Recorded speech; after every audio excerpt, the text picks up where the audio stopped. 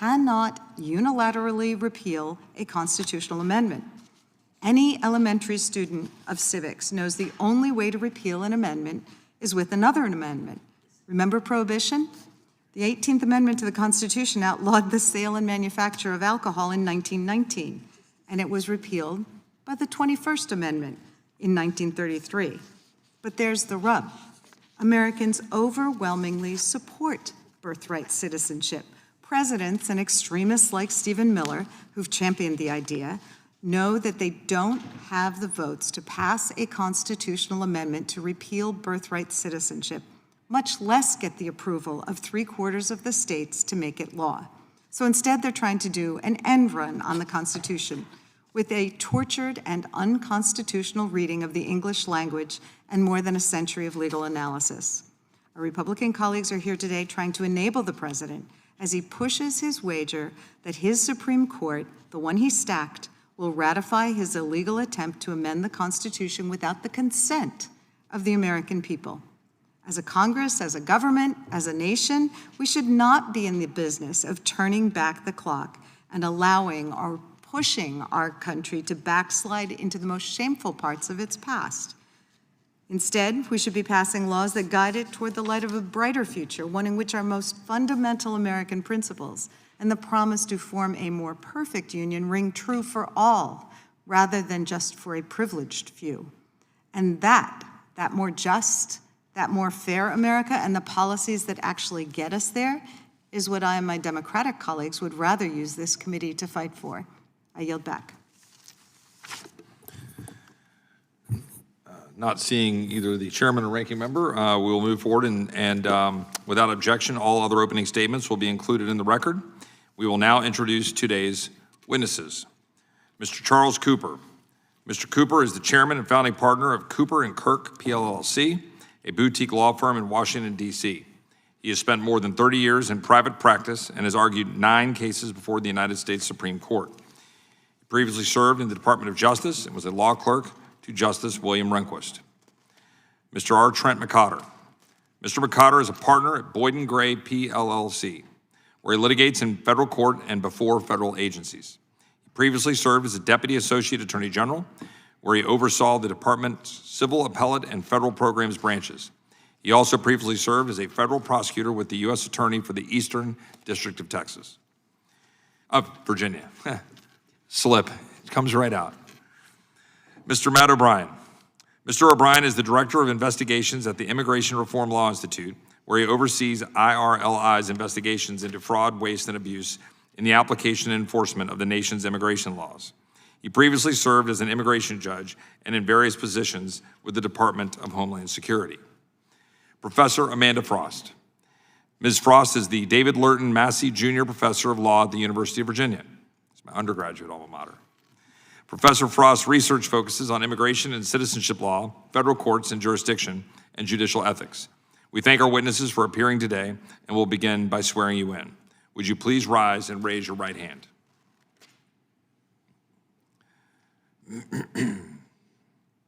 Do you swear or affirm under penalty of perjury that the testimony you are about to give is true and correct to the best of your knowledge, information, and belief, so help you God? Let the record reflect that the witnesses have answered in the affirmative. Thank you. Please be seated. Please know that your written testimony will be entered into the record in its entirety. Accordingly, we ask that you summarize your testimony in 5 minutes. Mr. Cooper, you may begin. Mr. Cooper, I think, is your microphone? Thanks, sir. Good afternoon to members of the committee.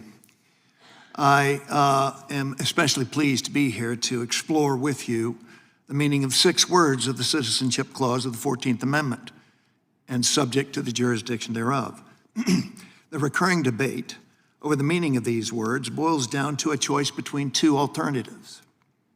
Does it mean subject merely to the regulatory jurisdiction of the United States? That is, subject to the laws of the United States, as is virtually everyone on United States soil, including aliens who are here illegally or are here for the purpose of bearing a child to make it an American citizen? Or does the jurisdiction of the United States mean something more than that? The full and complete jurisdiction, requiring an allegiance that comes from a permanent lawful commitment to make the United States one's home, the place where one permanently and lawfully resides. I believe that this latter interpretation is compelled by the Citizenship Clause's text, structure, and history, as well as by common sense. I have time for just a couple of brief opening points. First, the text of the clause. If subject to the jurisdiction of the United States means nothing more than the duty of obedience to the laws of the United States, why did its framers choose such a strange way to say that? Why didn't they just say, subject to the laws of the United States? Doing so would have been quite natural, given that this straightforward, unambiguous phrase is used in both Article 3 and Article 6. The clause also ensures that birthright citizenship makes newborns citizens of both the United States and of the states wherein they reside. That is, where they live, their home.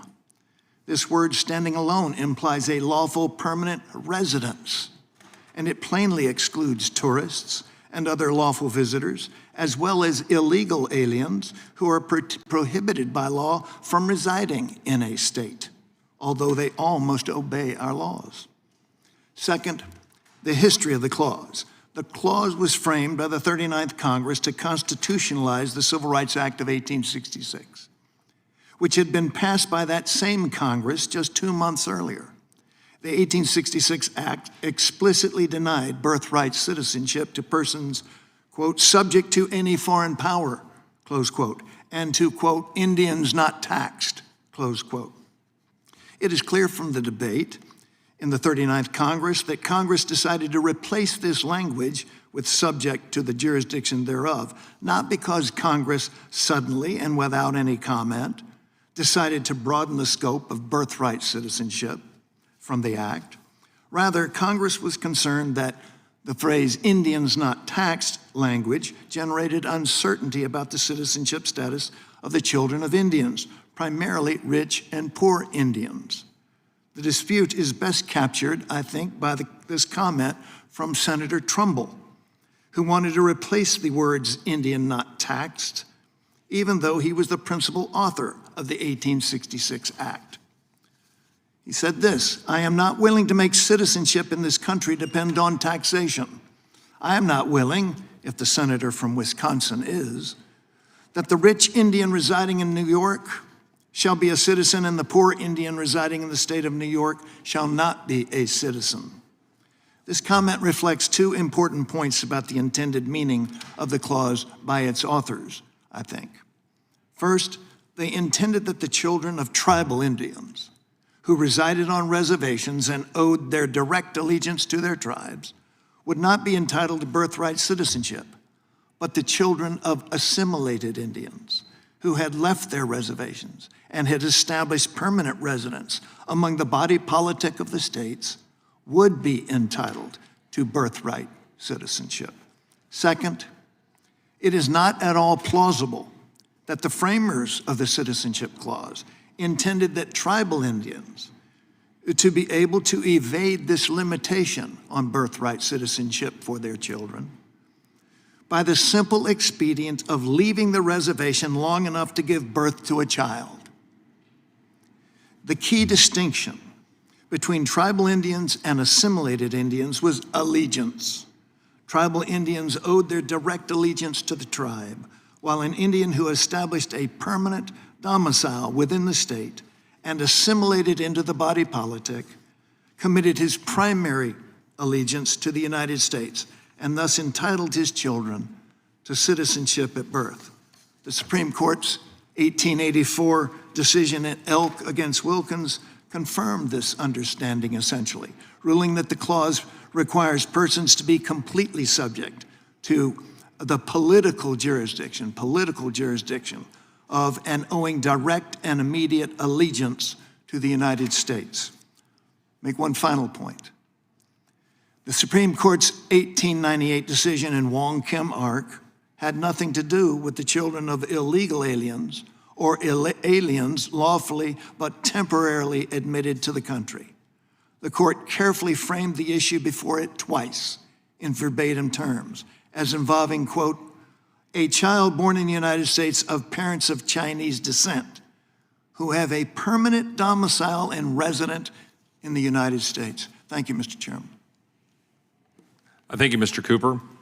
We will now move to Mr. McCotter. I welcome you for your opening statement. I will note, Ms. Frost, we're going over a little bit of time. I'll give you ample time as well. Mr. McCotter, please proceed. Chairman Roy, Ranking Member Scanlon, and distinguished members of the committee. The 14th Amendment confers citizenship on any person who was both born or naturalized in the United States and subject to the jurisdiction thereof. Each of those clauses invokes a specialized term of art. In other words, it doesn't mean what it might mean at first glance. For example, courts have held as recently as 4 years ago that those born in U.S. territories are not covered by the Citizenship Clause, despite being literally born in the United States. And similarly, for the Jurisdiction Clause, it invokes the historic doctrine of allegiance, meaning the person must owe direct and exclusive allegiance to the sovereign, as the D.C. Circuit held as recently as 2015. Now, the historical record for the Jurisdiction Clause is lengthy and complex. I would respectfully direct you all to the amicus brief that I submitted on behalf of many members of this committee, but I'll highlight 3 issues in particular. First, like Mr. Cooper, I'll emphasize the importance of the Civil Rights Act of 1866. There's widespread agreement that the Jurisdiction Clause of the 14th Amendment was meant to constitutionalize that act and that they mean the same thing. But of course, the 1866 Act excluded those who are subject to any foreign power. So that means citizenship for both clauses turns on not being subject to any foreign power. Senator John Bingham, who was later a principal author of the 14th Amendment, said, what does this mean? It means, quote, every human being born within the jurisdiction of the United States of parents not owing allegiance to any foreign sovereignty, end quote, would be a citizen. American birthright citizenship was reserved for those who were not already deemed allegiant to another sovereign at their birth. That takes me to my second point. You may have noticed in the quote from Senator Bingham that he refers to the parent's allegiance. Obviously, the 14th Amendment itself refers to the allegiance of the child. So what's the connection there? The connection is that at that time, and in many countries even now, the children born to citizens of that country were deemed themselves to be citizens of that country. For example, in English law at the time, a child born to English citizens in America would be deemed an English citizen at birth, and therefore could not owe complete and exclusive allegiance to the United States. That would deprive that child of being entitled to birthright citizenship. That's the connection between the parent's allegiance and the child's allegiance that you see so often. This leads to the third and final point to emphasize today. As Mr. Cooper said, as a matter of logic and history, the phrase subject to the jurisdiction thereof cannot mean subject to the laws thereof. The exceptions prove the point. There's widespread agreement that children born in the United States to ambassadors or to invading soldiers would not receive birthright citizenship. So it's not correct to say that all those born in the United States are citizens, even under those who challenge President Trump's executive order. As far as I'm aware, almost no one holds that view. The explanation given for why ambassadors' children and children of foreign soldiers are not entitled to birthright citizenship is often that those individuals are not subject to U.S. law. In other words, they have various forms of immunity. But that's wrong. Not even ambassadors have full immunity. At best, it's contingent. Their home country can revoke it. Nor are foreign soldiers immune from U.S. law when they are within the United States. So the inquiry cannot turn on parents' supposed immunity. As Mr. Cooper also pointed out, there's the fact that there was complete agreement at the time of the 14th Amendment that American Indian children would not be covered, even though they are undoubtedly subject to U.S. law and long have been. So the theory that subject to the jurisdiction thereof means subject to the laws thereof proves far too little. It cannot explain any of the categories widely accepted. It also proves too much. If it's correct that having a parent with contingent or partial immunity, as an ambassador would have, could deprive the child of birthright citizenship, then domestic individuals who have partial or contingent immunity, judges, prosecutors, even members of Congress who possess immunity for certain acts under speech or debate, would likewise fall within the same category. Of course, we know that's not right. We know that the children of those officials are U.S. citizens, while those of ambassadors are not. So what test explains the exceptions? It's allegiance, the first point I mentioned. Judges, prosecutors, members of Congress, they're all fully allegiant to the United States. Ambassadors, foreign soldiers are not. So the takeaway for this committee, Congress can confer citizenship by statute and has done so for many groups not covered by the jurisdiction clause, including Indians and those born in many of the territories. But that power is and always has been exclusively Congress's alone to exercise. Thank you. Thank you, Mr. McCotter. Mr. O'Brien, you may proceed. Chairman Roy, Ranking Member Scanlon, members of the committee, it's a privilege to appear before you today, and I thank you for the invitation. The two witnesses before me, I think, have very ably summarized what's at issue here. So what I would like to point out is two things based on my many years of experience working in immigration law directly.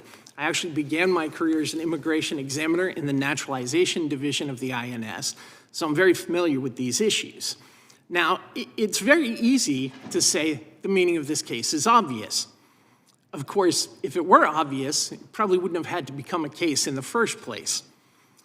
The common narrative goes something like this. Wong Kim Ark means that everyone born in the U.S. gets citizenship, later in Plyler v. Doe.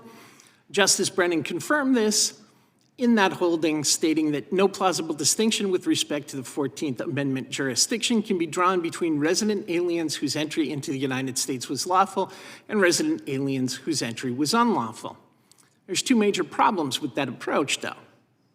The first is that the court in Wong Kim Ark couldn't address the question of citizenship being conferred upon illegal aliens because there were no illegal aliens to speak of at the time. U.S. immigration law barred a very small slice of individuals, among them Chinese nationals who were subject to the provisions of a treaty between the United States and China, criminals, and people who were likely to become public charges, as well as those who appeared to be clinically insane. So the concept of illegal aliens was one that wouldn't come along until much later. At that point in time, anybody who could pay the 50-cent admission tax, entrance tax, could be admitted to the United States and was permitted to remain there indefinitely. Now, the second problem with the standard narrative about Wong Kim Ark is that Justice Brennan's assertion in Plyler v. Doe is obiter dicta, a judge's incidental expression of opinion that is not essential to a decision and does not constitute part of the precedent established by a case. In that case, in a footnote, Justice Brennan expressed his personal opinion that a 1912 immigration law treatise, not case law or statute, held that everyone born in the U.S. was a citizen. In short, neither Wong Kim Ark nor Plyler had anything to do with whether the children of illegal aliens become U.S. citizens at birth. In fact, that question has not yet been addressed by the Supreme Court, and there's little basis on which it may be argued that the holding in Wong Kim Ark would require a conclusion that the children of illegal aliens are automatically entitled to citizenship upon being born within the confines of the United States. If the United States is to formulate a reasonable policy for the transmission of citizenship, then it must abandon the dangerous folktale that is currently associated with Wong Kim Ark. And I hope that my testimony here today will assist this committee in getting to the heart of what Wong Kim Ark and the 14th Amendment really require. And if one stops and thinks about this, it would be utterly irrational to lay out a list of people who are inadmissible to the United States and whose presence here is unlawful, which can result in their criminal prosecution as well as their removal from the United States, but then allow those people to transmit citizenship to their children unquestionably and without any qualifications. So I thank you for inviting me here today. Thank you, Mr. O'Brien. Appreciate your testimony. Ms. Frost, you may begin. Chairman Roy, Ranking Member Scanlon, and distinguished members of the committee, thank you for the opportunity to discuss the significance and meaning of the 14th Amendment Citizenship Clause. Some provisions of the U.S. Constitution are broad and confusing, but the Citizenship Clause is not one of them. The text, the drafting history, the original understanding, and over a century of unanimous judicial precedent and historical practice all confirm that the Citizenship Clause means what it says. As the text states, The Citizenship Clause grants citizenship to all born in the United States, and the only meaningful exception today is for the children of consular officials. The Citizenship Clause was intended to remove the stain of Dred Scott from our Constitution, the Supreme Court decision that held citizenship turned solely on race and ancestry and not birthplace. In 1868, the nation rejected Dred Scott. And when discussing this addition to the Constitution, the Reconstruction Congress explicitly stated that it wanted to provide citizenship to the 4 million formerly enslaved Americans and the children of immigrants arriving from around the globe. This Congress also acknowledged and well knew that some of those enslaved Americans had been brought into this country in violation of the law, because laws after 1808 prohibited the international slave trade. These were the illegal aliens of the day, and thus it is wrong, as Mr. O'Brien just stated, to say that there wasn't such a thing as an undocumented or illegal alien at the time. The Reconstruction Congress well knew there was, and of course intended to grant those people citizenship. That is why President Trump's executive order has been rejected by every federal court that has addressed it over the last month, 5 and counting, and these judges have been scathing. Federal Judge John Kunauer, appointed to the bench by Ronald Reagan, described the executive order as blatantly unconstitutional.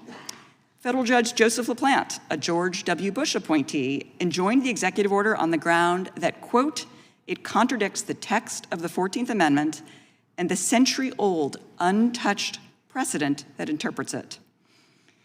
These judges have concluded that the Trump administration's arguments in favor of the executive order are ahistorical, atextual, and illogical, also inconsistent with the order itself. For that reason, I'm not going to spend any more of my time here discussing the meaning of the Citizenship Clause, which is detailed in my text of my written statement, and I'm happy to answer questions. But instead, I'm going to move on and talk about the devastating consequences of this executive order for the 3.5 million American families who every year welcome a new child into their family. The executive order claims the power unilaterally to rewrite the Constitution. That alone is disturbing enough. In doing so, it excludes hundreds of thousands of newborn children from citizenship, including the children of immigrants who came legally to the United States. All of these newborn children would be declared undocumented immigrants from the moment they are born. Some would be born stateless, and all would be at risk of being deported away from their parents and denied all the rights and privileges of citizenship at the most vulnerable moment of their new lives. Worse, if this were to go into effect, it would not be limited to the people carved out by the executive order, that is, the children of undocumented immigrants and the children of temporary immigrants. It would affect all Americans, every single person giving birth to a child going forward. All would now have to produce paperwork proving their status, their citizenship, their green card status at the time of the child's birth. And as an immigration lawyer, I will tell you, for many people, that is not easy.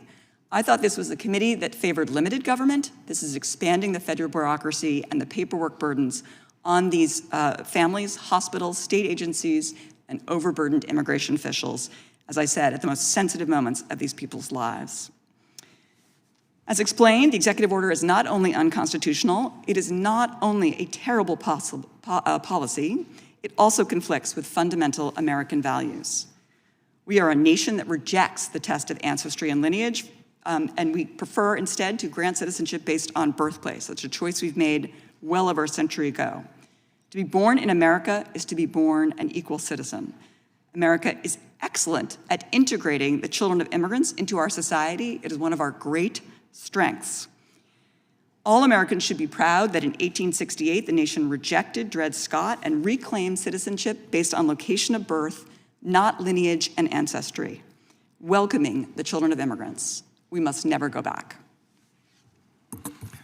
Thank you, Ms. Frost. We will now proceed under the 5-minute rule with questions. The chair recognizes the gentlelady from Wyoming for 5 minutes. Thank you, Mr. Chairman. Birthright citizenship allows for predatory birth tourism practices in which foreign-born women come to the United States on tourist visas to give birth so that their children become U.S. citizens. Once the children turn 21, they can sponsor their parents to become legal U.S. residents so the family can immigrate to America. Concerningly, the majority of these birth tourists come from one of America's greatest adversaries, including China. Because of advances in technology, lax surrogacy laws, and the incorrect understanding of the 14th Amendment, countries are now using international surrogacy programs to rent wombs in America. Mr. O'Brien, there is a back and forth in U.S. policy regarding scrutiny and restrictions for birth tourism, including 2 different policies issued in 2015 and 2020. Where does our federal policy currently stand on this issue, and is it strong enough to prevent this practice of essentially renting wombs for surrogacy to have anchor babies? Well, the fact is that we don't have any policy specifically on this. We have the immigration laws, but as we've seen with the last administration, if the government refuses to enforce those, they have no effect whatsoever. And there's anywhere from 125,000 to 300,000, depending upon whose estimates you're looking at, incidences of birth tourism each year. The implications of this are absolutely frightening if you look at it long term. During the Cold War, the Russians had a program called the Illegals Program, where they inserted agents of influence and spies into the United States with documents that made it appear that they were lawfully here. If those people had children, they became U.S. citizens, and regularly those children were trained, despite the fact that they allegedly had a claim to United States citizenship, they were trained to be against the interests of the United States. So this is something that is dangerous. We need a firm policy against it. And it is something that places the United States at a great deficit in terms of national security. Well, and I want to focus specifically on this issue. According to the Heritage Foundation, they have reported on a new birth tourism tactic which uses international commercial surrogacy to exploit America's misinterpretation of the 14th Amendment and our lax surrogacy laws. Intended parents who are foreign nationals use a surrogate in or transported to the United States, and the surrogate may be an American woman who then gestates a child for a fee, allowing foreign nationals to essentially rent a room or buy a baby. Mr. O'Brien, under the current wrongful interpretation of the 14th Amendment, this child would gain U.S. citizenship, wouldn't they?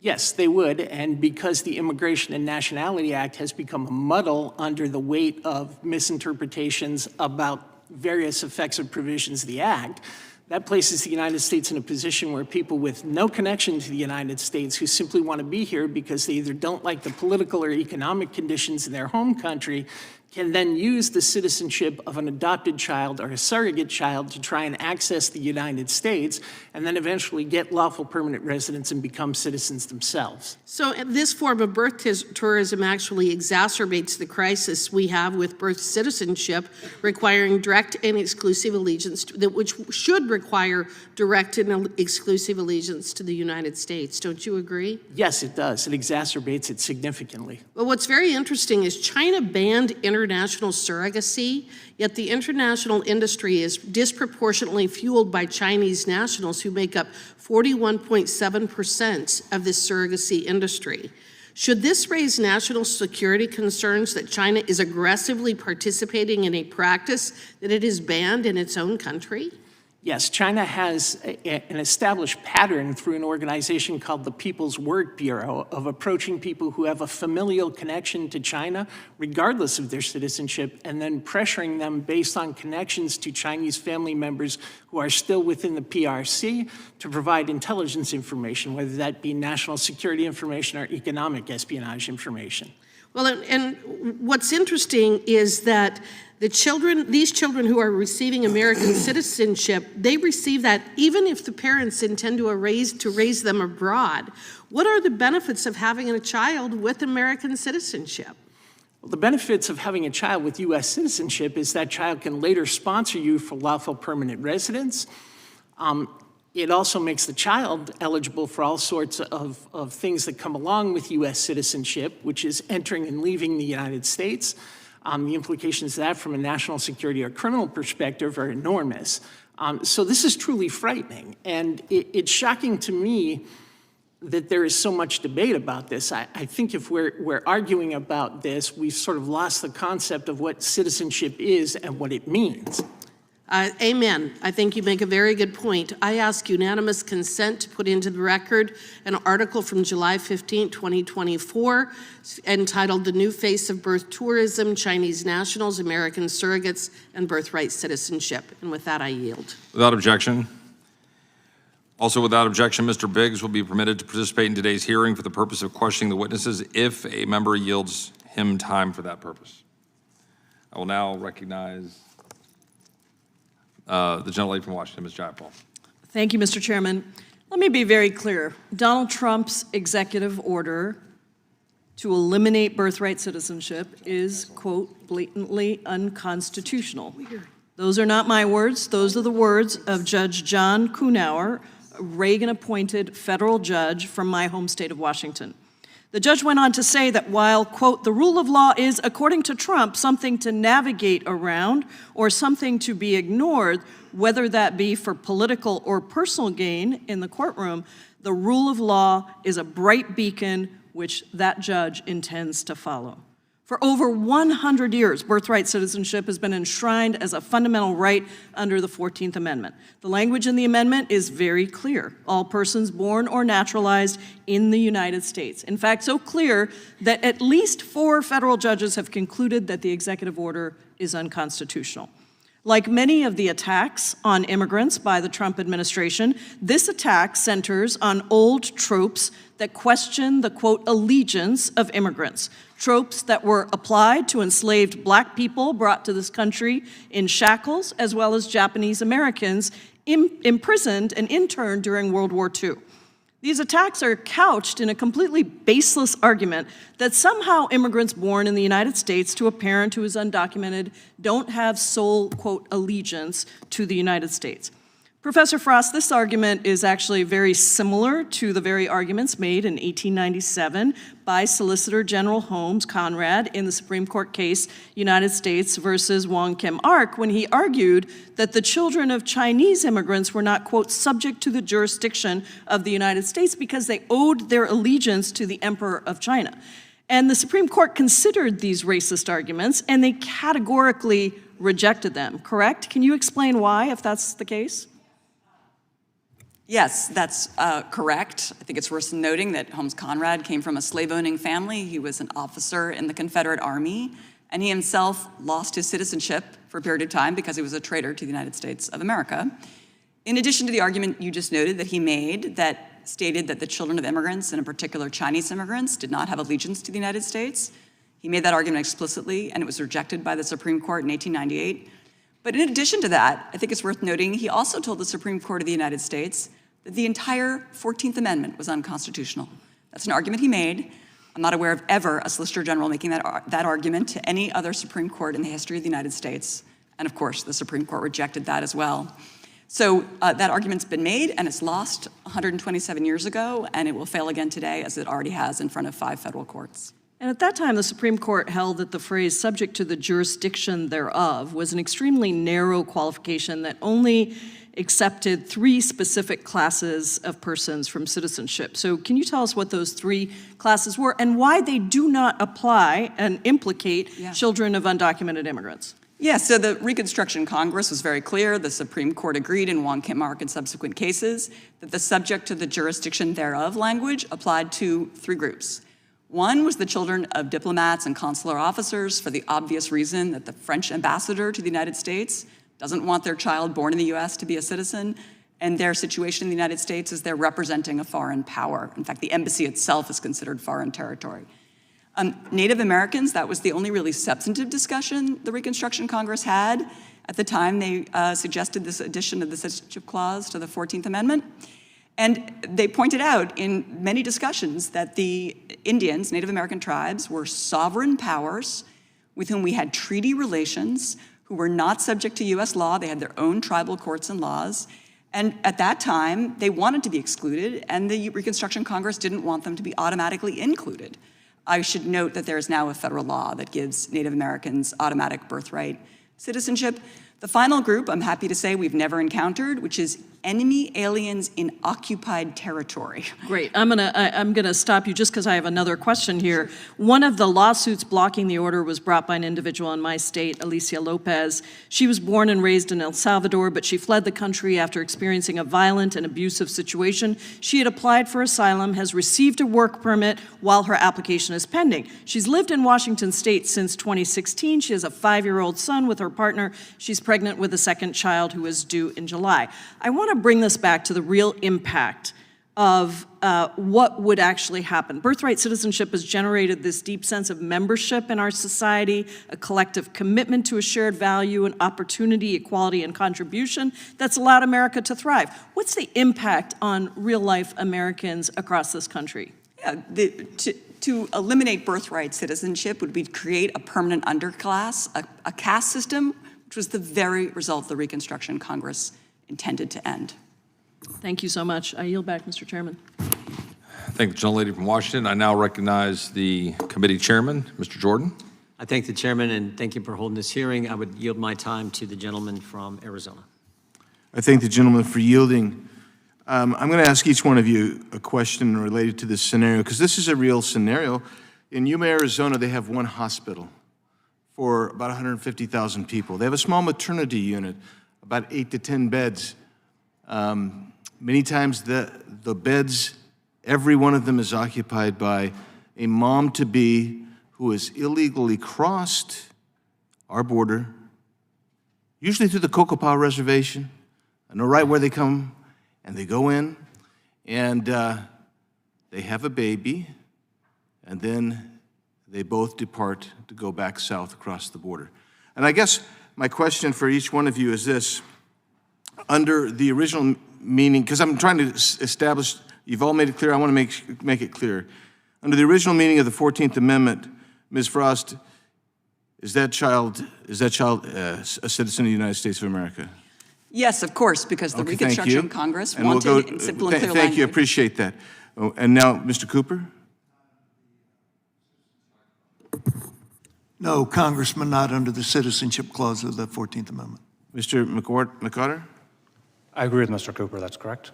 Mr. O'Brien? No, because she's not lawfully present in the United States, the mother. So let's consider, we have a very, very disparate interpretation of Wong Kim Ark. We've got Ms. Frost, whose position, and I don't want to misstate it, but that the original allegiance or the jurisdiction thereof displaced the allegiance requirement, right? So there's no more allegiance requirement. Is that fair? Is that a fair description of what you're saying, at least on that portion? I'm not sure what you're referring to by the original allegiance requirement. There was never an allegiance requirement. There was the Dred Scott decision. Okay, which so that's what I'm getting at. You believe there was never a jurisdiction thereof never required allegiance to the sovereign. And so now I want to clarify that. When you get to that, Mr. McCarter, why is it that in Wong Kim Ark, the court said that the plaintiff or the appellant in that case was actually a citizen of the United States?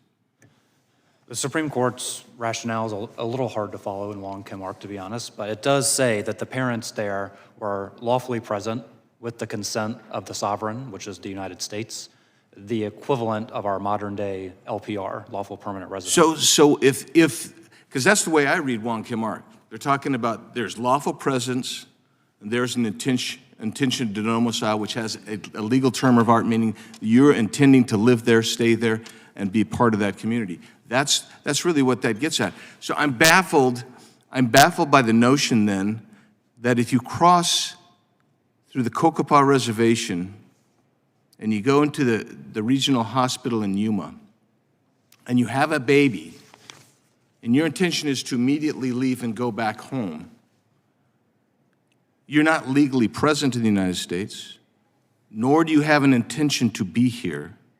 Why then does that baby entitled to birthright citizenship, Mr. Cooper? Sorry, Congressman, that baby is not entitled to birthright citizenship. And I think Wong Kim Ark does not in any way support the claim that it's entitled that to birthright citizenship. As I mentioned previously, the issue in that case was very clearly limited to aliens who had established a permanent and lawful domicile in this country. So whether you think that's sufficient or not, it clearly doesn't sweep within it people who have come into this country illegally. And I would also point out, Wong Kim Ark itself said there are some certain irresistible conclusions to be drawn from the Citizenship Clause, including that the 14th Amendment affirms the ancient and fundamental rule of citizenship by birth within the territory in the allegiance and under the protection of the country. And the reason they concluded there. And I have to go there because I want to go real quick because it actually segues from that nicely. And that is one of the things, and actually Ms. Frost she indicated this. In the Indian tribe case, when we look at that, it's because there was respect for a tribal Indian having an allegiance to that tribe. That's very different than someone who crosses over, has a baby, and returns to their native country. Isn't that true? Mr. O'Brien, I'll go to Mr. O'Brien. Yes, that's true. And in Wong Kim Ark, what the court did was they inferred that long-term residence was an intention by someone who was working towards citizenship and wanted to be a long-term member of the community in the United States.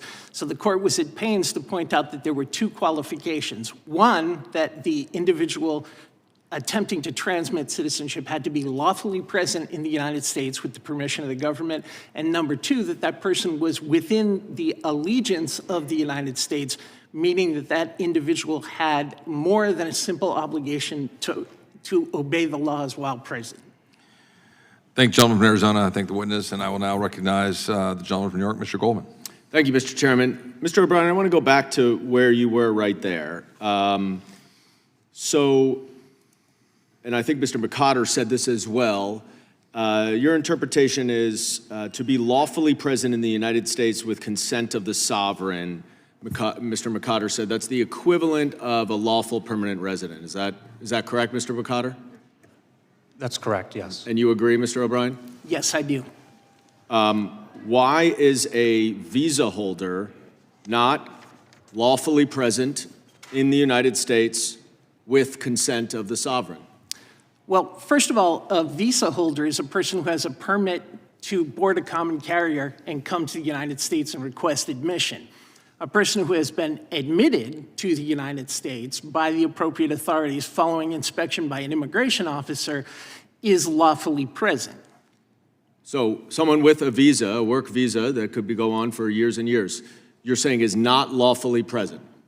No, that's not what I said at all. I said a person who has been admitted in a visa classification, like H-1B, F-1, so on and so forth, is lawfully present while they're in compliance with the terms of the immigration laws. Okay, so I agree, but you're trying to restrict this to green cards. And the problem that I'm addressing here is this executive order is not restricted to green cards. It prohibits birthright citizenship if neither parent is either a lawful permanent resident or a United States citizen. Do you agree with that, Mr. O'Brien? Yes, I do. The court in Wong Kim Ark. So in Wong Kim Ark, exactly, in Wong Kim Ark, they use the definition you just said, which would include visa holders, and yet the executive order expressly excludes visa holders. So let's move to the second point, allegiance. This is what the subject to the jurisdiction thereof that you all three of you have talked about relates to allegiance. I'd love to see a clear and definitive definition of allegiance, but let's just talk about what you all were saying. Allegiance means assimilated. Is that correct, Mr. Cooper? That's one of the things that you said? I think that only a person, or at least an Indian, under the view of the framers of the Citizenship Clause who had been assimilated and had left the reservation and therefore had essentially abandoned that person's allegiance to the tribe and had shifted their allegiance to the United States, just like others could have a child. So if you move off of a tribal reservation and you move across the street at the time, where you're talking about, originalism here, and you move across the street, then all of a sudden your allegiance has changed from the Indian tribe, the Native American tribe, to the United States. That's what you're saying. Do you disagree with that? I do disagree with Okay. that. I think the notion. Is there a time requirement? You must live off of the reservation for 1 year, 2 years, 5 years? No. No, there's not. So this is the problem, is you start talking about allegiance and you're excluding green card holders. Now, green card holders, of course, are also citizens of other countries. And yet somehow in this definition of allegiance, that a green card holder has more allegiance to the United States than that person would to, by necessity, by definition, than that person would to a foreign country. That seems like a pretty bold statement to be asking the Supreme Court to say. And what scares me about it as an American Jew, when Jews are often accused of dual loyalty with Israel, is you're now getting into a situation where the government has to determine which country any individual has more allegiance to. The country that they have immigrated to, and even if they're a lawful permanent resident, or the country of their citizenship. And it baffles me that the Republican Party, the party of small government, the party of federalism and states' rights, would sit here and say, yes, it is the government's job to create a definition of allegiance which somehow is required in order for birthright citizenship. Now look, Mr. Biggs, and you may not like the example, birthright tourism you call it, of someone coming into the United States, having a baby, and then leaving. If you don't agree with that, that's fine. Pass a constitutional amendment, because this is clear, and this definition that you're providing is unbelievably vague and very, very careless, and I look forward to the courts rejecting it. Thank you. I yield back. Thank you, gentleman from New York. As individuals who recite the Pledge of Allegiance down on the floor of the House of Representatives, every time we open the House, I think those of us understand what allegiance is, particularly the gentleman from Texas who wore the uniform of our armed forces. I think he's fully aware of what allegiance is. And I would also note that one of the very few responsibilities our federal government has is actually making those determinations as to who should be citizens and who should be in our country. Correct. I would now recognize the gentleman from Texas. Thank you, Mr. Chair.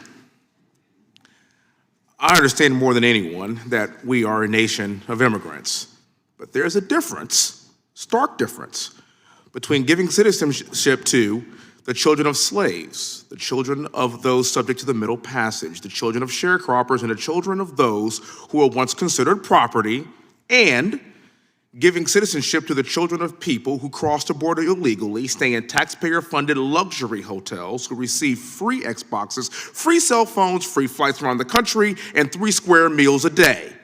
There's a big difference. My great-great-grandfather was born on a plantation, Rosedown Plantation in Louisiana. He had to join the Union Color Guard to gain his freedom. By morphing the citizenship clause into something that it wasn't meant to be, it's demeaning to descendants of slaves like me. And not just me who served this country, but my father is a retired colonel. My sister went to West Point as a retired colonel. My brother went to West Point. We are talking about a direct descendant of a slave that earned the right to be in this country and passed that ilk down to his ancestry. People bled for it. People died for it. And it means something.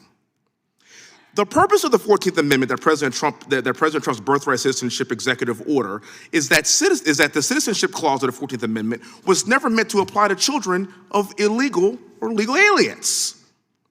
Allowing birthright citizenship to stay in place dilutes the citizenship of not just Black Americans like me, but every single American citizen that had to earn it the right way. Let's say this in black and white.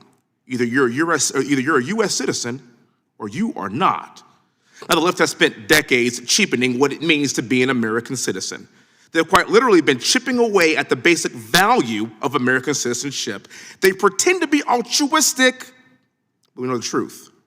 Ozzy Osbourne's daughter said on The View that we have to let illegal immigrants in this country because who else will clean our toilets? We hear it all the time. Who will pick our crops? And even though that we know that American citizens are the majority of those people picking our crops, we know what you're insinuating. And all this must end now.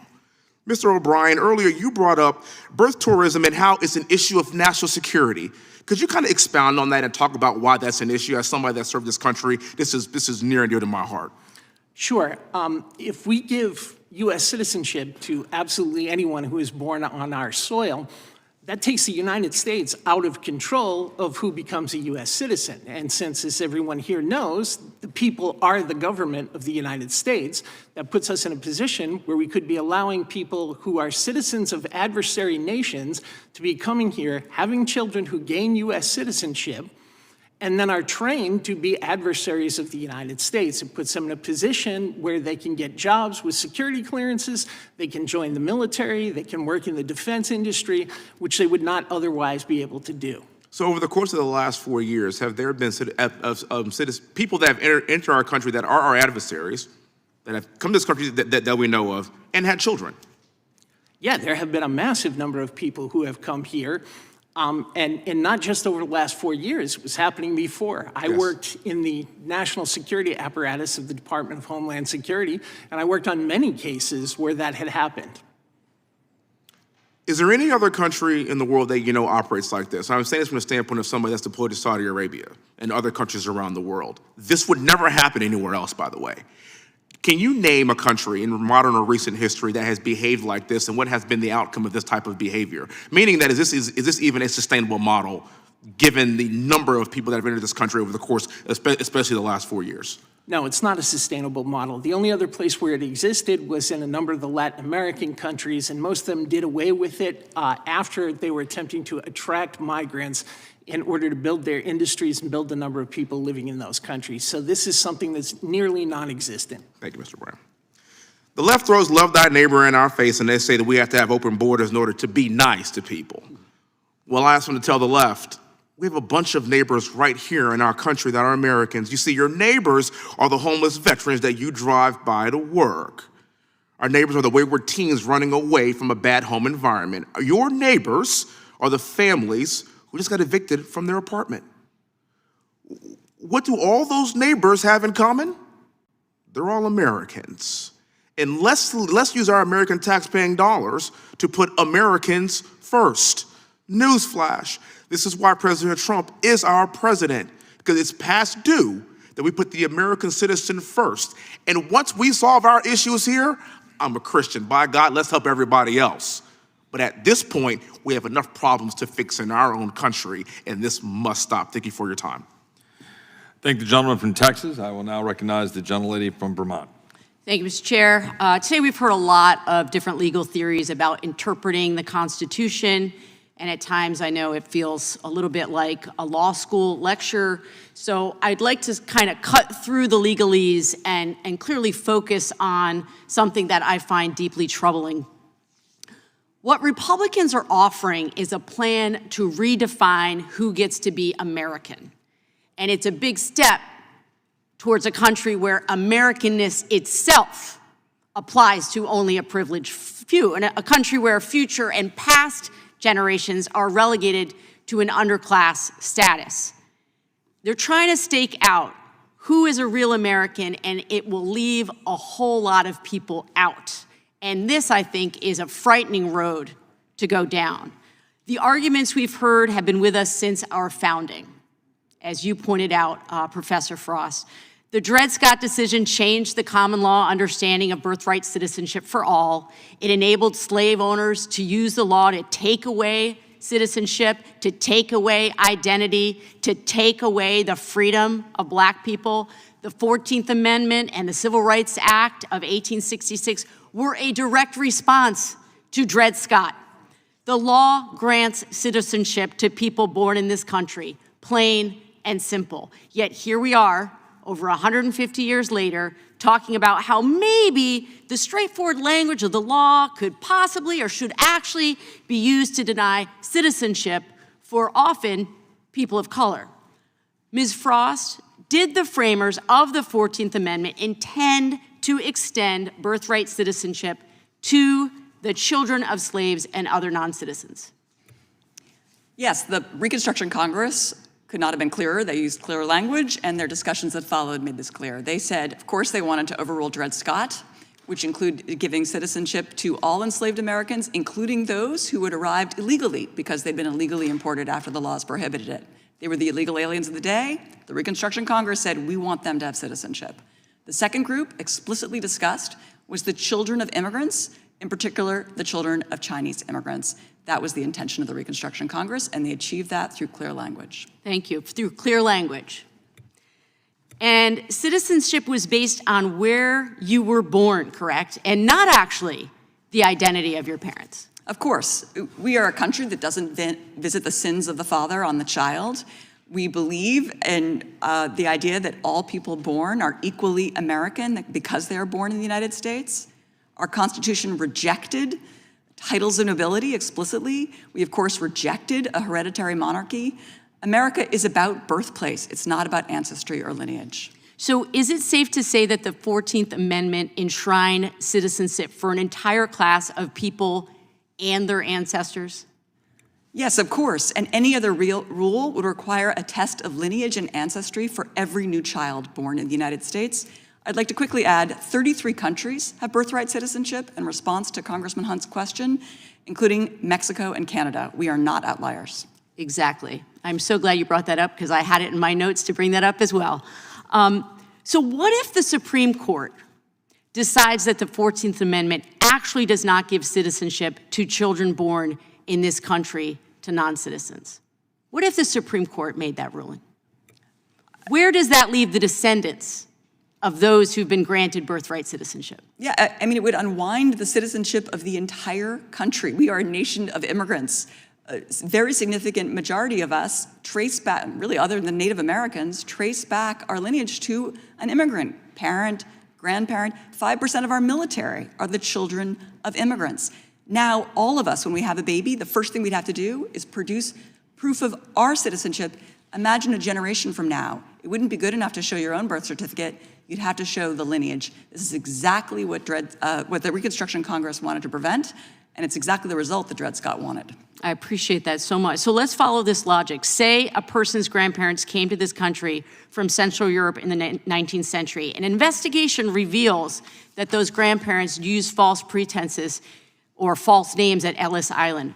Does that mean, based on what my colleagues would be saying today, that the present-day descendants of those grandparents are not citizens?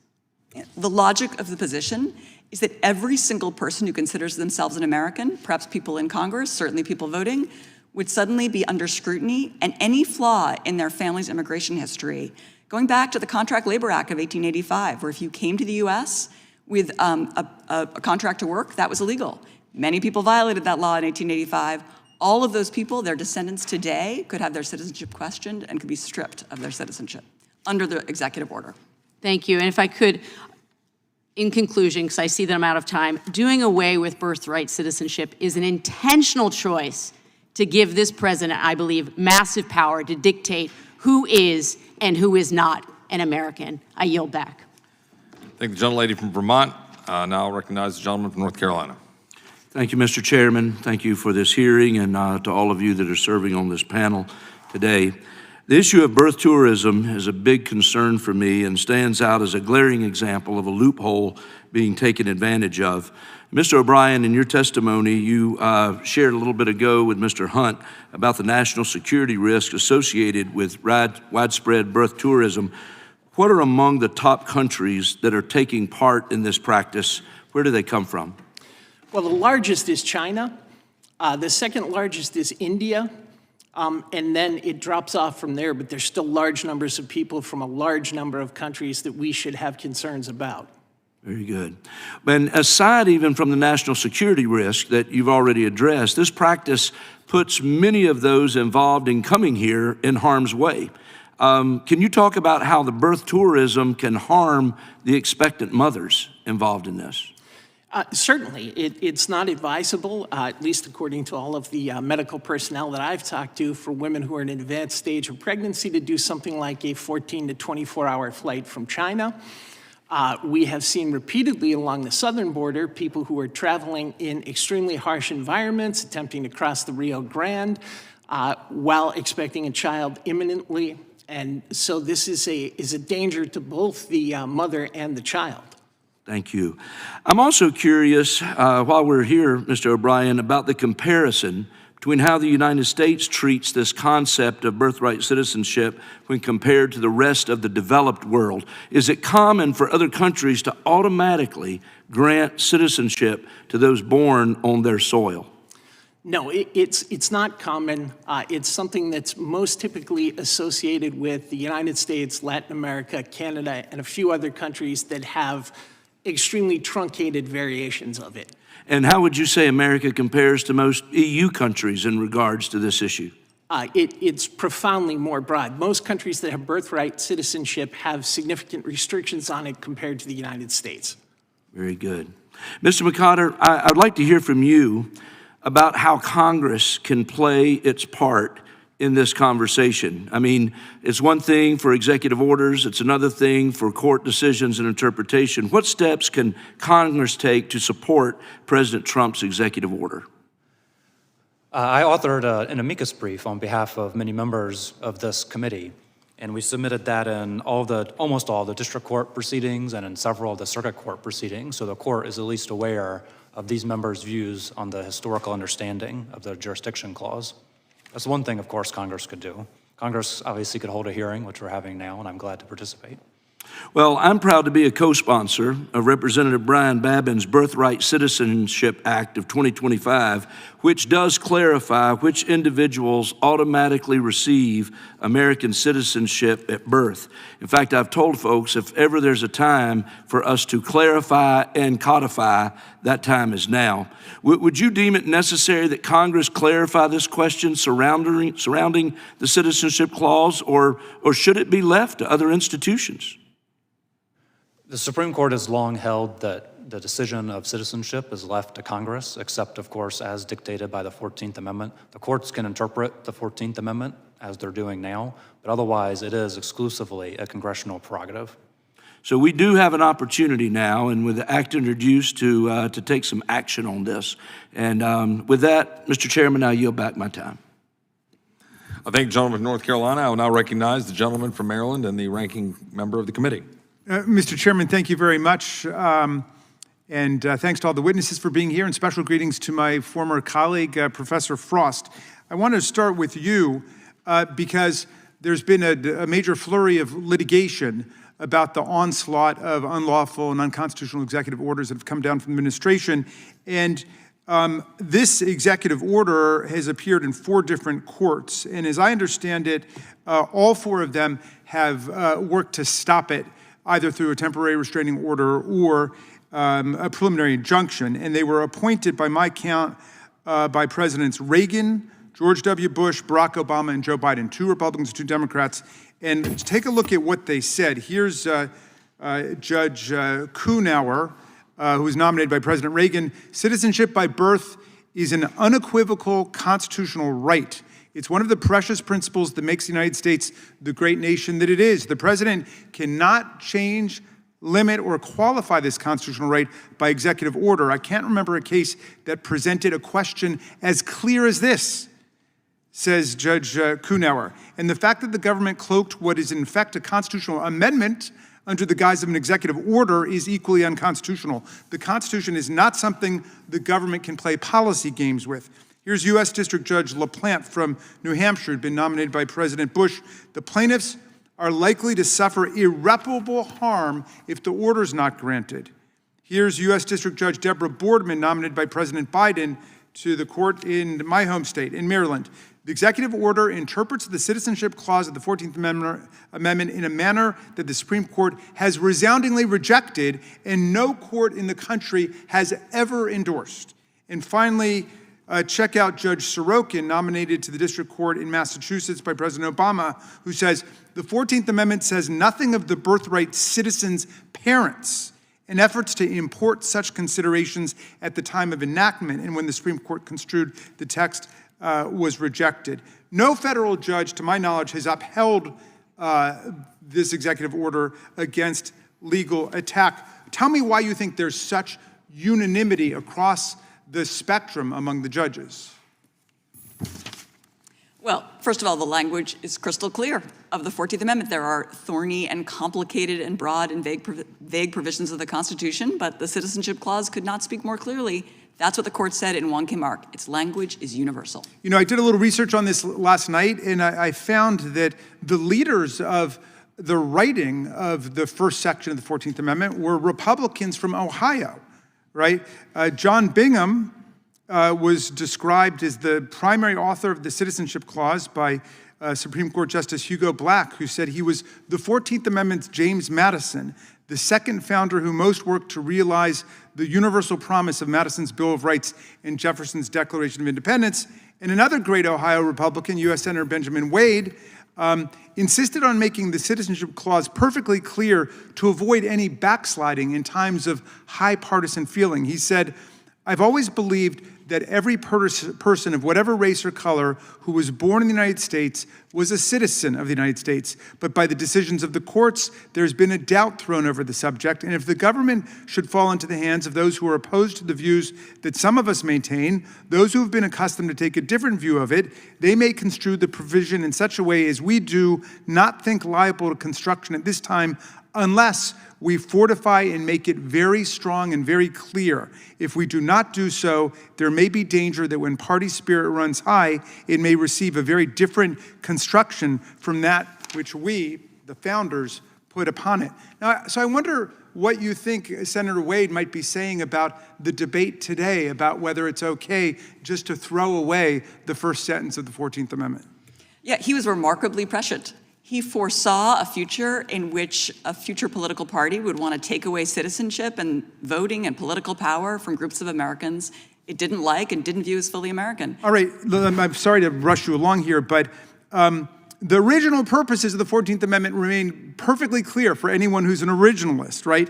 They wanted to stop the government from reconstituting a racial or ethnic caste system based on the inheritance of a subordinate or a superior legal status from one's parents. In post-Reconstruction America, nobody would ever become a slave or a serf or a legal outcast or a prince or a princess or a king or a count at birth, because everybody here would attain equal citizenship at birth. Am I capturing it correctly?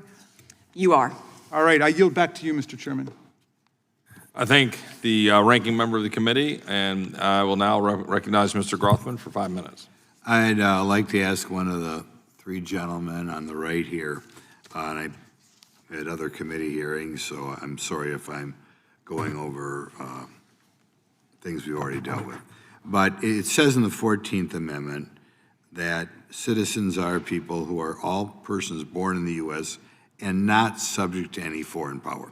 I mean, they must have had something on their mind when they said not subject to any foreign power. Does anyone want to comment on that, how that little phrase there, how that affects what the original drafters intended? I addressed some of that in my opening remarks, sir. So I think the best understanding is that it referred to children who would be deemed citizens of their parents' home country as of the moment of birth. Okay, and right now in this country, if your wife goes to Italy and has a baby, does she become an Italian citizen? Would anybody say that? I'm not sure what Italy's laws are. I would defer to Mr. O'Brien on that. I can say that at the time of the 14th Amendment, for example, English citizens born in the U.S. would still be deemed English citizens, and that's why they would not be entitled to birthright citizenship. Okay. There are a variety of other countries that have some form of birthright citizenship, none of them in Europe, Canada, but you mentioned, Mr. O'Brien, that that's a limited type of birthright citizenship. Could you elaborate on that? Yes, in most of those countries, there are restrictions that require at least one of your parents to be there lawfully. In some cases, it's birthright citizenship combined with a familial lineage. There's all different ways of doing this. What I can say unequivocally is that the United States is the only place that does it the way it's done here. Okay, so if you would interpret it the way some people want it interpreted, you would say the United States would be a clear outlier in the globe. Yes. And would they have been a clear outlier in 1866? Well, yes, because at that point, most other countries in the world were monarchies, and the monarch considered you to be something akin to property owing permanent allegiance. So regardless of where you were born, you could still be considered a citizen depending upon how you had left the country. Of course, we have records of the debate at the time in 1866. There's a quote here from Senator Howard from Michigan, making it clear, I think, that he felt we were excluding people who are foreigners or aliens normally. Do you want to elaborate on that, what the drafters at the time thought? Sure, I think the drafters at the time were concerned about the treatment of emancipated slaves during the Reconstruction time. Frankly, at that point in time, there was a relatively small number of people in the United States, and as I had stated in my opening remarks, the concept of illegal alien was not the same as it is now. Was there any indication at that time that in the hypothetical that the opponents of President Trump cite today, was there any indication that the drafters of the amendment believed that if somebody just came here as a visitor or whatever, we talk about, people coming from China and landing in San Diego or whatever, that the equivalent would have resulted in people being a citizen? Is there any evidence of that in, 1865, 1866? No, the court in Wong Kim Ark was very explicit when it said that it was referring to people who were residing in the United States with the permission of the government. There's no evidence of any of the debaters at that time saying, whoosh, we're opening the door to become American citizen. Anybody who gets off, just gets off a boat. No, and I think if you stop and think about the way the amendment was drafted, if that's what they wanted, they could have just left the qualifying statement out and said anyone born in the United States is a citizen. But they added subject to the jurisdiction thereof for a reason. Exactly. It's in there for a purpose. It's an amendment to the Constitution of the United States. You wouldn't put that in there if you wanted anybody who just shows up to be, as a baby, to be a citizen, correct? That's correct. Okay. Do either of the others know any examples of other countries? Any other countries that have something this broad, just so we understand the way an average person thinks about these things? Yes, I'll say that 32 countries have birthright citizenship, just like the United States, including Canada and Mexico. Okay, Mr. O'Brien, I think she's saying something a little misleading there. When she says just like the United States, even though there are no European countries, are they, when they have birthright citizenship, just like the United States? I think what you told me is not true. No, to the best of my knowledge, at present, there is some kind of limitation on birthright citizenship in all the places that have it. Well, thank you all for tolerating me, and we'll send it back to the chair. Thank you, gentleman from Wisconsin. I now recognize the gentlelady from California. Thank you, Mr. Chair and Ranking Member. I think there's a quick video that I have.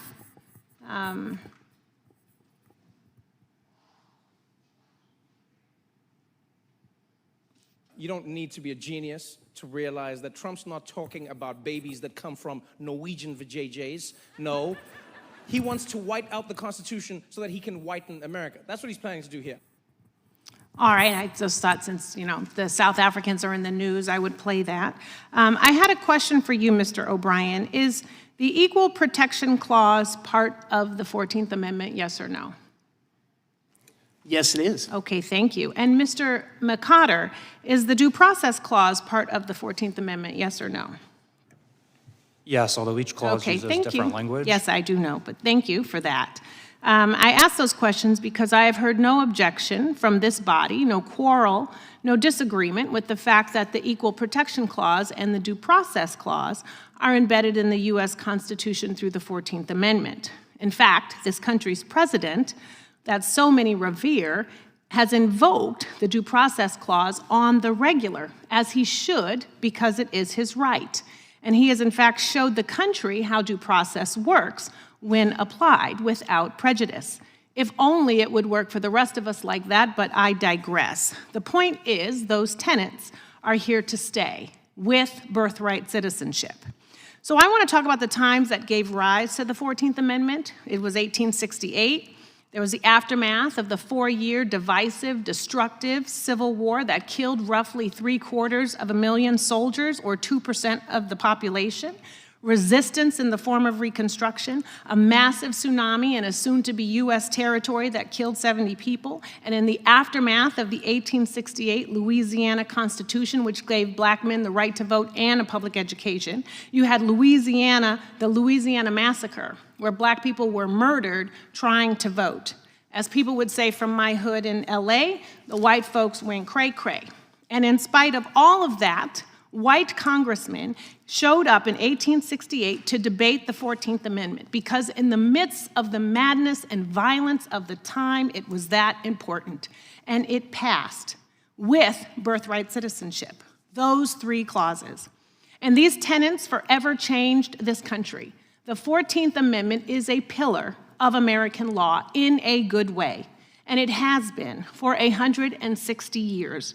Everyone recognizes that it should not be touched, that it is sacrosanct, even Justice Scalia. And Scalia, whose ideology I do not support, his reasoning is that the full 14th Amendment, which includes the Due Process Clause and the Equal Protection Clause, as well as birthright citizenship, was based on originalism, textualism, and traditionalism, and that one should consider the political and intellectual climate, beliefs and prejudices of the time it was ratified, and the amendment should be protected, which is why it is worth revisiting 1868, because the origin story of the amendment is as applicable now as it was then.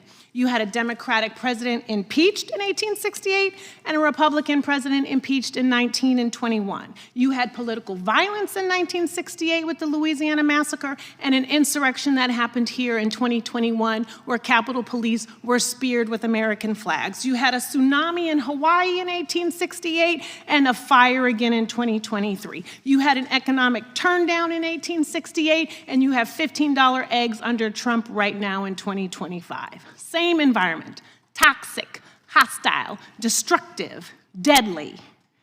And let's be clear, they had immigrants back then too. Irish, Jews, Germans, Italians, people who couldn't speak English, but they saw through the moment and passed the 14th Amendment.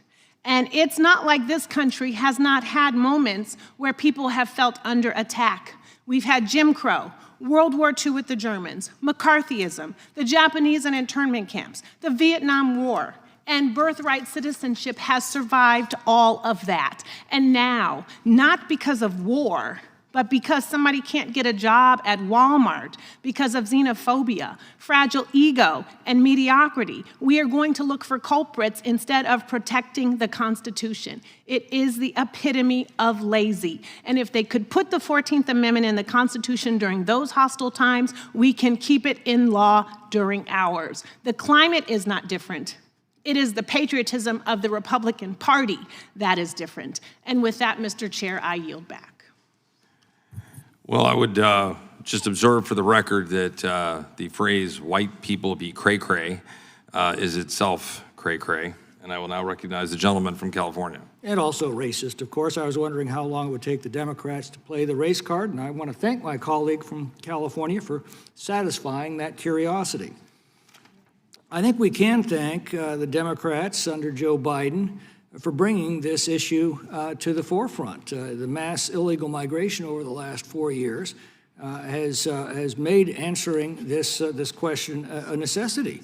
Have those who've illegally entered our country in defiance of our laws and who are subject to deportation under those laws, can they be considered as having accepted the jurisdiction of the laws that their very presence defies?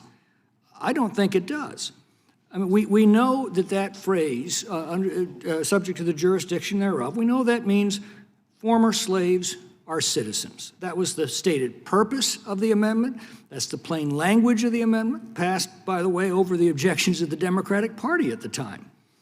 We know from the congressional debate that its authors understood its meaning to exclude foreign nationals who were merely passing through the country, but somewhere along the way, it simply seems to have become assumed.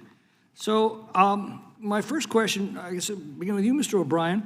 Have any laws been passed that specifically provide for birthright citizenship for illegal migrants? No, there have been none.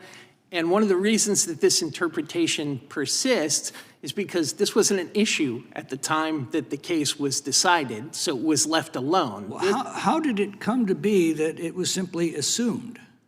Nobody knows that. When I was at FAIR, we did an extensive research project where we spent hours trying to find this. And we couldn't find any commentary on the Wong Kim Ark decision discussing the import. We couldn't find any government directives indicating that this was the rule. It just appears to have started happening in the mid-1920s. Mr. McCotter, can you offer any light on this subject? I think that's probably right. I think that's probably practicality. People weren't really paying attention, perhaps, and that's how we ended up with this kind of So no act of assumption. Congress, no Supreme Court decision, obviously no executive order until a few weeks ago, touching on this subject. Mr. McClintock, if I may just jump in here, I think the unfortunate reality is that the Wong Kim Ark case was misinterpreted in much of the way I think that my friend Professor Frost here misinterprets it to have been a holding, some of the very broad language that is clearly dicta, instead of the narrow and specifically identified holding, which was quite limited to people who are in this country who bear children in this country, who have a permanent, lawful residence in this country, at least, and it just kind of simmered. Establish allegiance. It just kind of simmered in the background until we had this mass historic illegal migration, and now we have to confront it. You know, the chairman says the issue belongs to Congress, and I'd say, well, sort of. Obviously, Congress can't deny automatic birthright citizenship by statute if that's what the 14th Amendment guarantees. But of course, neither could an executive order. I think Congress would have to propose a constitutional amendment to the states if that's what the 14th Amendment actually means. But if the 14th Amendment does not provide automatic birthright citizenship, and no statutes have been passed, and no other Supreme Court orders issued, it seems to me that no law would be needed to deny it. It was never extended in the first place. Is that, Mr. O'Brien, is that essentially correct? Yes, that is correct. The question that Wong Kim Ark has been interpreted as addressing was never the question that was before the court. The case came before the court in order to determine whether Wong Kim Ark was an individual who fell into one of either the privileged or prohibited classes under the Chinese Exclusion Act, which itself was a modification of a treaty of trade and friendship between China and the United States. They were here permanently within the laws, within the jurisdiction of the United States by act of a ratified treaty. Yes, that's exactly it. So if that's the case, and wouldn't the president's executive order simply be restating existing law? I believe that's exactly what it does. Mr. McCotter? That's what my amicus brief on behalf of members of this committee says, sir. Mr. Cooper? I agree with that, Congressman McClintock. I will just assume Professor Frost disagrees. That's it for me, Mr. Chairman. I yield back. Thank the gentleman from California. I will now recognize the ranking member, the gentlelady from Pennsylvania, Ms. Scanlon. Thank you. You know, the effort to end birthright citizenship is hardly something new. It's been the long-term goal of anti-Semitic and white nationalist groups for decades. The claim's largely based on the bigoted Great Replacement conspiracy theory, same conspiracy theory that has inspired a lot of deadly terrorist attacks in recent years. And we're hearing really uncomfortable echoes of some of that here in Congress in this day and age. You know, as we're listening to some of these statements, I was reminded of one of our predecessors' statements here, the great Barbara Jordan, who at a critical moment in our country's history talked about we the people. And when that document was completed in September of 1787, neither she nor I nor Professor Frost were included in that document. But as she said, through the process of amendment, interpretation, and court decision, we were finally included.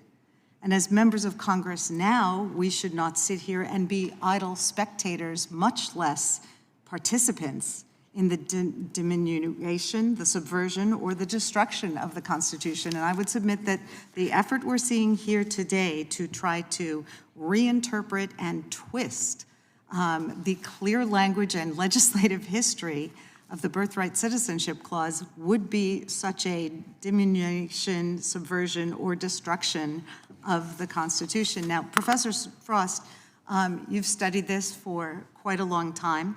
You, unlike several of the people here, are not a contributor to Project 2025.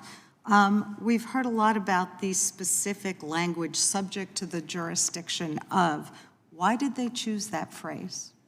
Yeah, the Reconstruction Congress told us clearly what they wanted to do there. They wanted to exclude the children of diplomats and ambassadors. And they also discussed at length the need to exclude children born into Native American tribes, which were separate foreign sovereigns with whom we had treaty relations, with their own courts and laws. It did strike me the inconsistency in claiming that an undocumented immigrant is not subject to the jurisdiction of the United States when they are, in fact, subject to our criminal code, paying taxes, et cetera. Can you talk about that and talk about how that relates to the issue of the exception for diplomats and their children? Yeah, sure. Of course, all children of immigrants, and all immigrants, including undocumented immigrants, are subject to the laws of the United States. President Trump knows that better than most, in that he is seeking to deport and enforce the immigration laws and other laws fully against this group. Also add something I mentioned before, which is the Reconstruction Congress was well aware there were people in the United States in violation of the law. Those were the enslaved African Americans brought to the United States in violation of federal law, and of course, the Citizenship Clause was intended to provide them with citizenship despite the fact they were there in violation of U.S. law. I noticed you reacting to some of the testimony about the U.S. being some kind of outlier with respect to birthright citizenship, or having, it looked like you might have a different interpretation. Can you expand on that? Yeah, with all due respect to Mr. O'Brien, who is a deep expert in U.S. immigration law, I don't think he is familiar with the laws of the 32 other countries that have birthright citizenship, automatic birthright citizenship, just like the United States. In Canada, if you're born in Canada, regardless of who your parents are, you're a citizen. That's why Senator Ted Cruz had to renounce his Canadian citizenship in 2014, because he was born in Canada to a U.S. citizen mother. Thank you. I also was struck by the idea that we would be putting a rather strange burden upon our maternity wards in our states if every time someone is born, they have to determine the citizenship or the immigration status of their parents.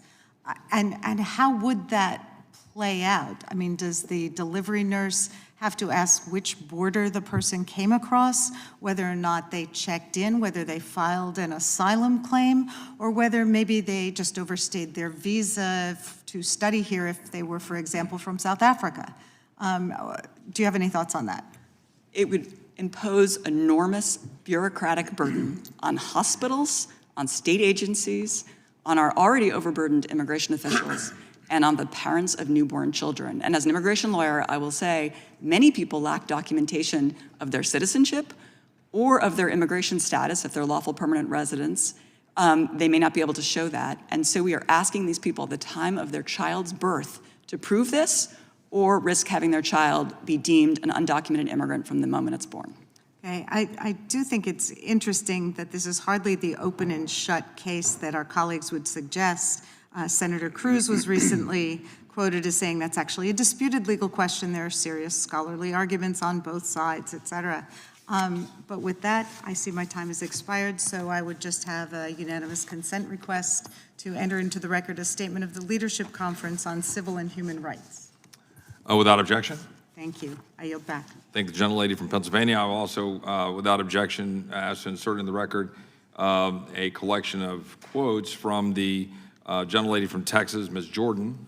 The airport bears her name. I fly in and out of in Austin, Texas, every week.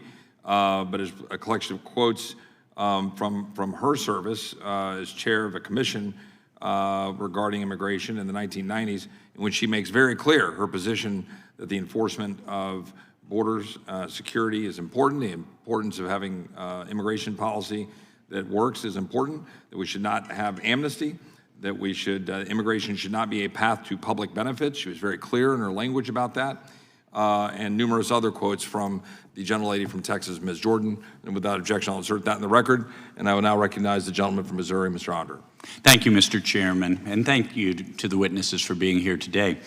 My colleague from Pennsylvania mentioned the term white nationalism, and I would remind everyone of the context of the 14th Amendment, that the original white nationalists, Southern Democrats, fought a civil war to deny blacks their constitutional rights, to deny their very humanity, and then in the wake of that civil war, sought to deny them of the rights of citizenship as well. And in that context, the 14th Amendment was enacted to make sure that white nationalist Southern Democrats not deny black slaves, former slaves, of their rights, and therefore made it clear they were citizens.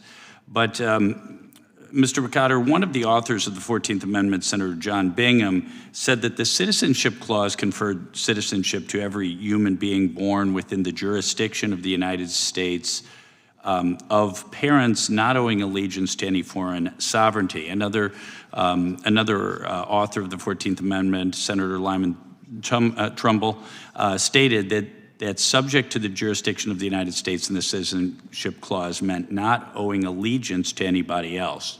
Do aliens, and particularly illegal aliens, owe allegiance exclusively to the United States, or do they still bear allegiance to their home country? They would still bear at least partial allegiance to their home country. And therefore, in part, foreign ambassadors, diplomats do not have, children of foreign ambassadors and diplomats do not have birthright citizenship. That's correct. And this came up earlier in some prior questioning about how LPRs, lawful permanent residents, could somehow be included within the Birthright Citizenship Clause. And I think the response to that is that Wong Kim Ark itself recognized that those individuals do have sufficient allegiance, but that's because they're here permanently with the consent of the United States. Okay. And, an example of, sort of the absurdity of all-out birthright citizenship, El Chapo's wife, Emma Coronel, traveled to California to give birth and then immediately returned to Mexico. Under Biden's policy, the children of a drug lord were then American citizens who had every right to American bank accounts, and indeed they obtained American bank accounts. Did El Chapo's children, did they own full allegiance to the United States? They would not, no. Their children would have been at least partially allegiant to their parents' home country. And so it is that, and I think in your testimony it's very clear that this idea of full allegiance is pivotal here. It was the widely understood understanding of the jurisdiction clause at the time it was ratified, yes.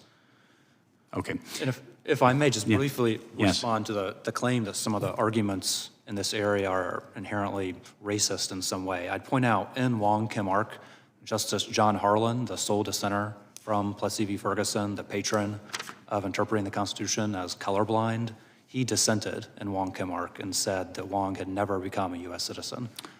Yeah, and likewise, if I recall, it was Filer v. in which Justice Brennan, in dictum, in a footnote, opined that that anyone born physically in the United States be a birthright citizen. Does dictum have the same force of law as a holding in a case? It doesn't, and also in that footnote, Justice Brennan said that jurisdiction, the phrase jurisdiction, is bounded only, if at all, by principles of sovereignty and allegiance. The exact same things we've already talked about. Which is what you're arguing today. Okay, thank you.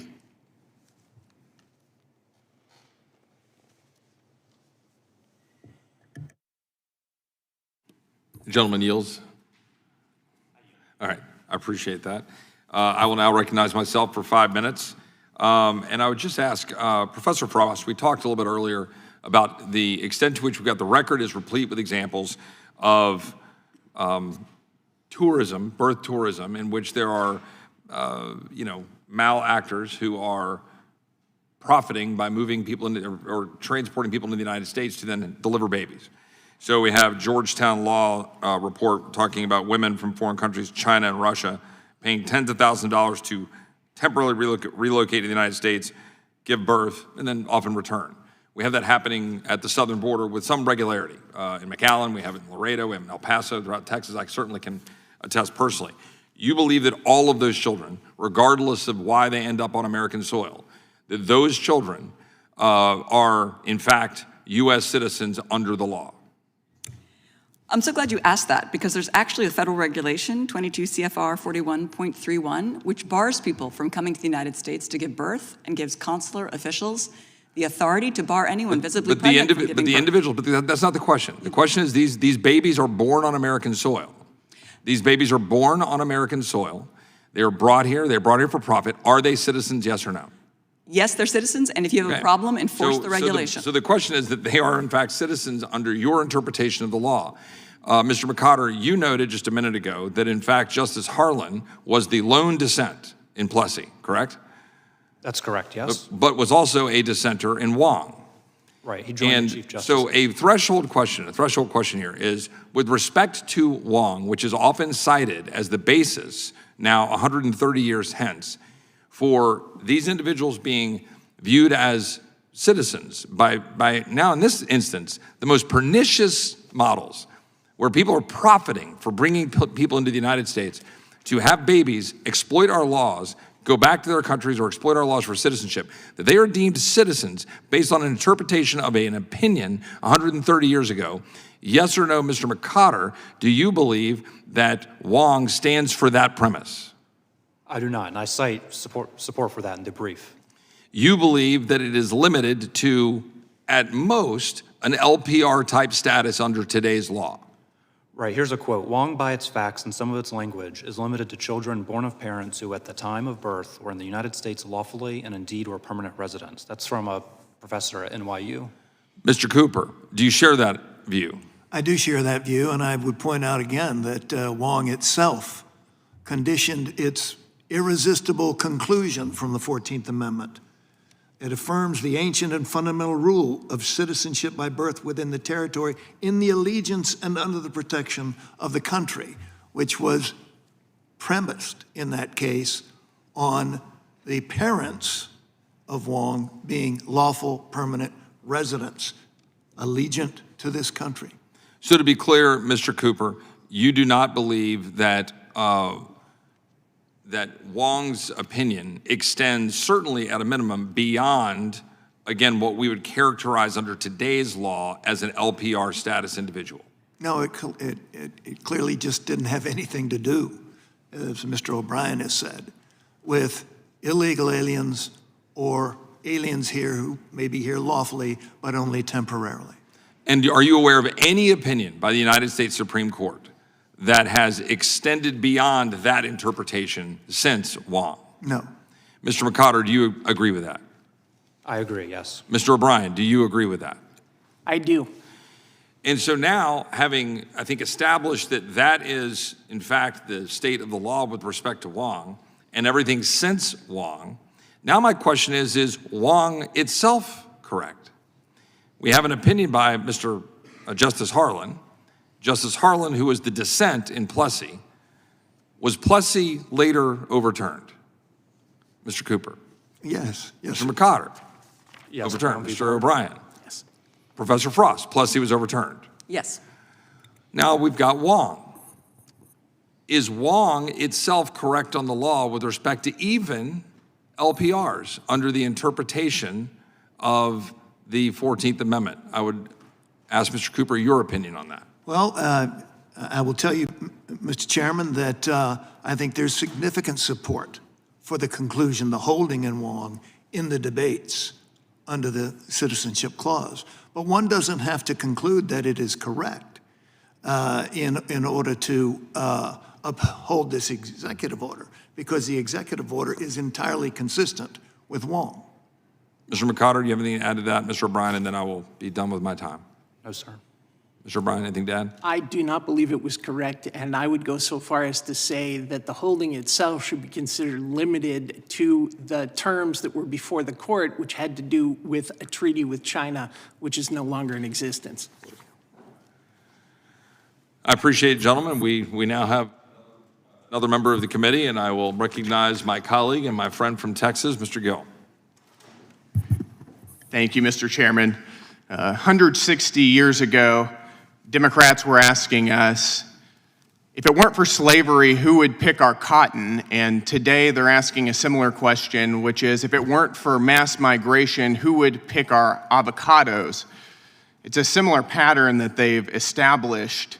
You can say that the United States is not, in fact, better off by importing a massive class of what is virtually serf labor, which undermines our cultural fabric and our government as well.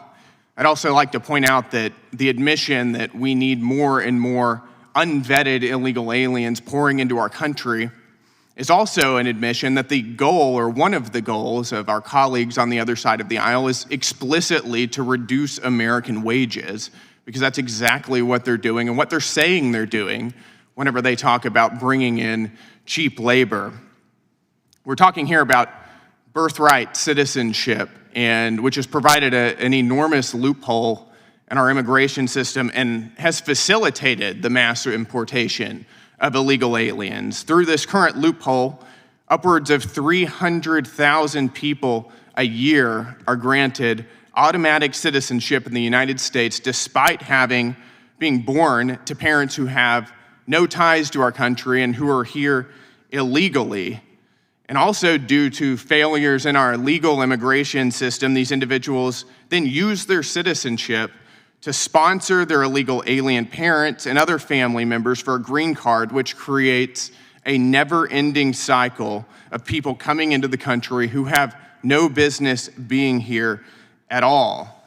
We've now gotten to the point where the percentage of America's foreign-born population is quickly approaching 15%, which is the highest it's been since at least 1910.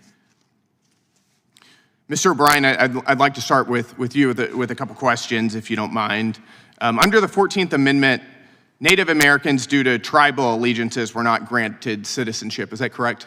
That's correct. Got it. And the children of foreign diplomats were also expressly excluded from birthright citizenship. That's correct. Got it. From the available evidence, is it safe to say that the authors of the 14th Amendment understood a difference between total allegiance to the United States compared to simply being subject to the legal jurisdiction by nature of presence in our country? Yes, I think they made that very clear in the debates. Got it. And in your opinion, based off this difference, would the authors of the 14th Amendment conclude that an individual whose parents did not owe total allegiance to the United States be granted birthright citizenship? No, I think the import of the holding in Wong Kim Ark was that only individuals who were lawfully present in the United States could transmit citizenship to their children born, or I should say, only the children born of people who were lawfully present in the United States could acquire citizenship at birth. Mm-hmm. And despite all this, some of my colleagues here still contend that essentially any person born here, regardless of their legal status or the legal status of their parents, have a constitutional right to become a United States citizen. Have you seen any evidence to suggest that the authors of the 14th Amendment would support that view? No, and I don't think the authors of the opinion in Juan Kim Ark would have supported it either. Got it. Thank you very much, Mr. Chairman. I yield my time back to you. Well, I thank my colleague from Texas. I would now recognize the gentlelady from Pennsylvania for a unanimous consent request.